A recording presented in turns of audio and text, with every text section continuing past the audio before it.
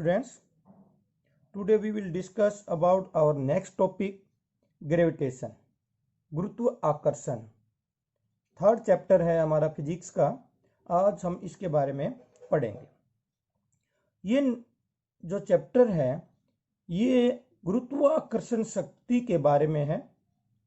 किस प्रकार से एक दूसरी चीज आपस में अट्रैक्ट करती हैं, क्या कोई ऐसी प्राकृतिक शक्ति है जो हमें एक दूसरे से बांधे रखती है, किस प्रकार से हम पृथ्वी के ऊपर रहने में सक्षम हैं, क्यों कोई चीज ऊपर से हमेशा नीचे की तरफ ही आती है, और इसके कंपैरिजन में जो हमारे सबसे नज़दीक ग्रह है चांद, उसके गुरुत्वाकर्षण शक्ति पृथ्वी के मुकाबले में कितनी है, और जो गुरुत्वाकर्षण शक्ति है वो मास पे किस प्रकार डिपेंड है या नहीं है, मास और वेट में क्या डिफरेंस है, जो कि हम नॉर्मली हमेशा पूछते हैं कि इसका वेट कितना है। जब भी आप कोई चीज़ दुकान में खरीदने के लिए जाते हैं तो हम सिंपल सा एक ही क्वेश्चन पूछते हैं उससे, इसका वेट कितना है। कभी नहीं पूछा कि इसका मास कितना है। इट मीन्स हमारे को ये नॉलेज ही नहीं है कि मास और वेट दो अलग अलग चीज़ें हैं, ना कि एक चीज़ है। और इस संदर्भ में हम हमेशा यही पूछते हैं कि इसका वेट कितना है। ठीक है, उसके बाद में मास और वेट में क्या क्या डिफरेंस हो सकता है उसकी कल्पना भी शायद अभी तक हमने, क्योंकि जब हम साइंस के स्टूडेंट्स नहीं होते हैं, नॉर्मल मैन की तरह या ह्यूमन बींग्स की तरह बिहेव करते हैं, तो हमें पता ही नहीं है, क्योंकि ये कॉमनली हमारे जीप पे इतना आ गया है कि हमें हमेशा ही वेट ही दिखाई देता है। आज हम इस चैप्टर में जैसे जैसे आगे बढ़ेंगे हम मास और वेट के डिफरेंस को भी पढ़ेंगे। हम पढ़ेंगे कि फ्री फॉल का मतलब क्या है। अगर हम ऊपर से कोई चीज बगैर किसी एक्सटर्नल फोर्स के गिरा रहे हैं वो, और इसके ऊपर फोर्स अप्लाई कर दें वो, उसमें क्या डिफरेंस आता है, वो चीजें भी तो इस चैप्टर के अंदर।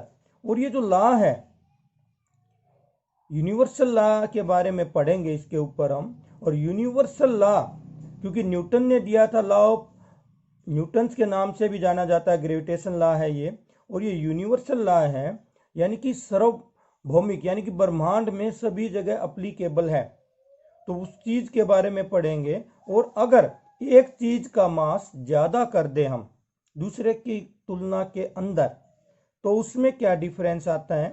और अगर चीजों के बीच में फोर्स ऑफ अट्रैक्शन है उसका डिस्टेंस बढ़ा दें, दोनों चीजों के बीच में दो ऑब्जेक्ट हमारे पास में, और दोनों का हम डिस्टेंस बढ़ा दें या डिस्टेंस कम कर दें या मास बढ़ा दें और मास को कम कर दें, तो उसका क्या प्रभाव पड़ेगा, वो सारी चीजें आज हम इस चैप्टर के अंदर पढ़ेंगे। चैप्टर का नाम जो है वो क्या है, ग्रेविटेशन। अब ग्रेविटेशन क्या है।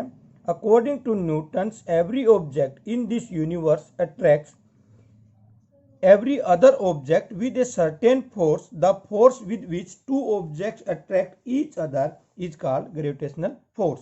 अगर ये कोई दो चीजें हैं और ये दोनों चीजें आपस में एक दूसरे को अट्रैक्ट कर रही हैं, यहाँ पे है तो इनके बीच में न्यूटन्स क्या कह रहा है कि इन दोनों के बीच में कोई एक फोर्स है जो इनको आपस में यहाँ पे बांधे हुए है, और जो वो फोर्स है उसी को ग्रेविटेशनल फोर्स कहा जाता है। इन दोनों के बीच में जो ग्रेविटेशनल फोर्स है, और ये जो ग्रेविटेशनल फोर्स है ये यूनिवर्स में हर दो ऑब्जेक्ट्स के बीच में है। कई बार ये ग्रेविटेशनल फोर्स इतनी कम है कि हम उसको महसूस नहीं कर पाते, इसीलिए हमें उसका पता नहीं लगता है।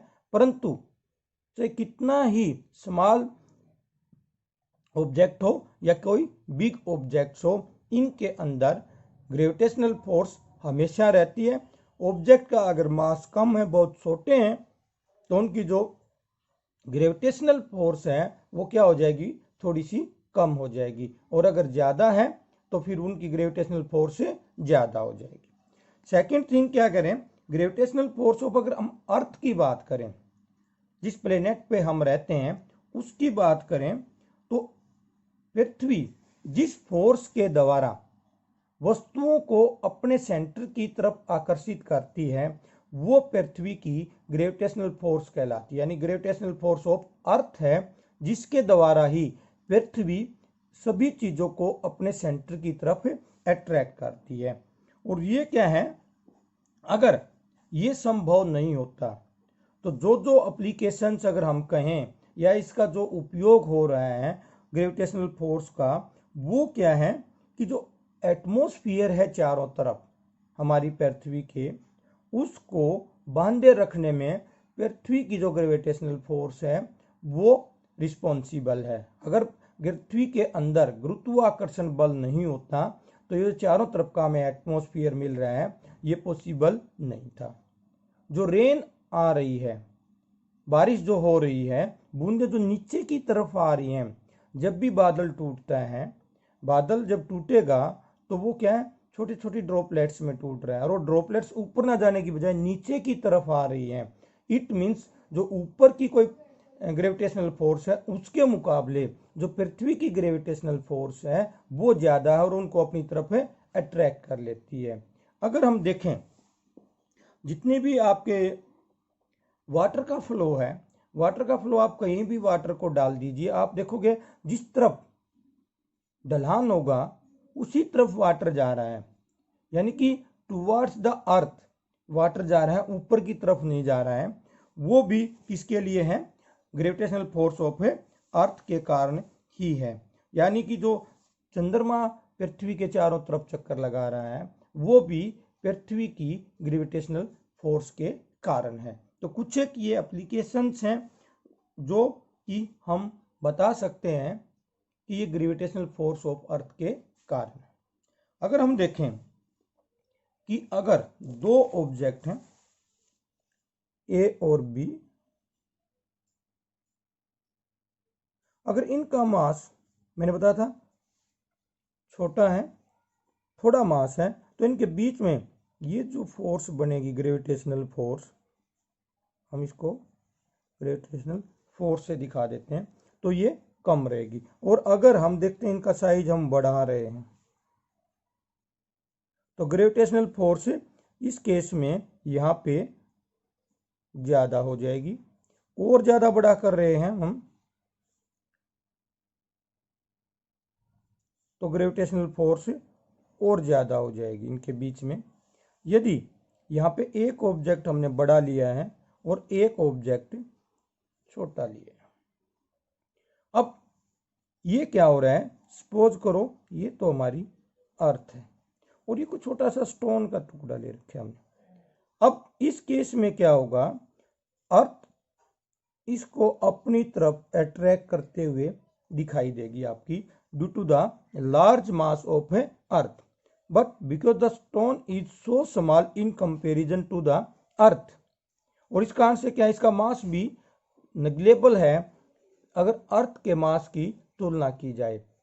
अट्रैक्ट तो ये भी करेगा इसको, परंतु वो हमें दिखाई ही नहीं देगी कि अर्थ ऊपर की तरफ उठ भी रही है। और ये क्योंकि इसका मास ज्यादा है तो इसकी तरफ ये गिरता हुआ हमें दिखाई देता है। और ये सभी चीजें हमें न्यूटन ने इस चैप्टर में बताई है। इस चैप्टर में जो हम पहली बात पढ़ेंगे वो पढ़ेंगे यूनिवर्सल लॉ ऑफ ग्रेविटेशन।